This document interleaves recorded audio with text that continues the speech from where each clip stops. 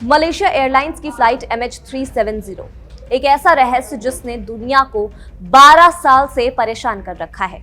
8 मार्च 2014 की सुबह ये विमान कुआलालंपुर से बीजिंग की ओर उड़ान भरता है और कुछ ही घंटों बाद मानो आसमान से गायब हो जाता है।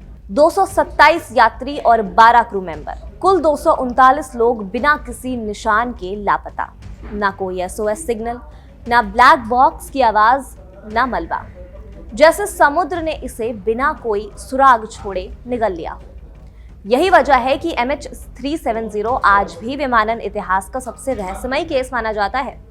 अब पूरे 12 साल बाद मलेशियाई सरकार ने एक बार फिर इस रहस्य की परतें खोलने का फैसला किया है। सरकार की घोषणा है कि इस महीने से MH370 की आधिकारिक खोज दोबारा शुरू होगी। ये फैसला अचानक नहीं लिया गया है। इसके पीछे नई तकनीक, नई उम्मीद और शायद कुछ नए संकेत भी हैं, जिन्हें अभी सार्वजनिक नहीं किया गया है। इस ऑपरेशन की जिम्मेदारी फिर से ओशन इन्फिनिटी को दी गई है। ये वही अमेरिकी मेरीन रोबोटिक्स कंपनी है जिसने 2018 में समुद्र की गहराइयों में लगभग 25,000 वर्ग किलोमीटर तक हाईटेक स्कैन किए थे। लेकिन तब भी एक भी हिस्सा ऐसा नहीं मिला जिससे ये पता लगे कि विमान का अंत कहां और कैसे हुआ।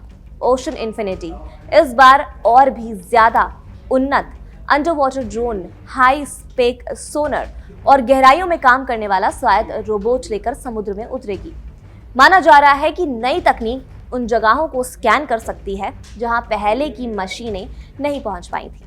MH370 की इस फिर से शुरू की गई खोज के पीछे सबसे बड़ा कारण है वो परिवार, जिन्होंने 12 साल की पीड़ा, इंतजार और उम्मीद के बाद भी हार नहीं मानी है।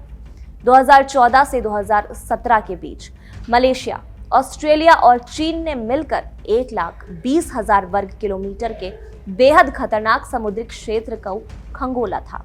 ये इतना विशाल इलाका है कि इसे दुनिया की सबसे कठिन और महंगी खोज माना गया है।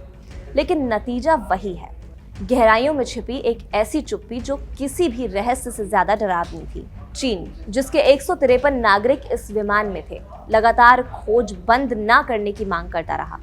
परिवारों का कहना है कि जब तक सच सामने नहीं आता है, जांच रुकनी नहीं चाहिए।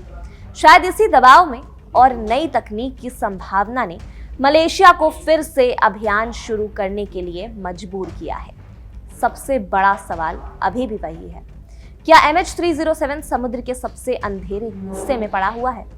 क्या ये किसी अज्ञात तकनीकी खराबी का शिकार हुआ या फिर किसी इंसानी फैसले का? क्या यह हादसा था या योजना?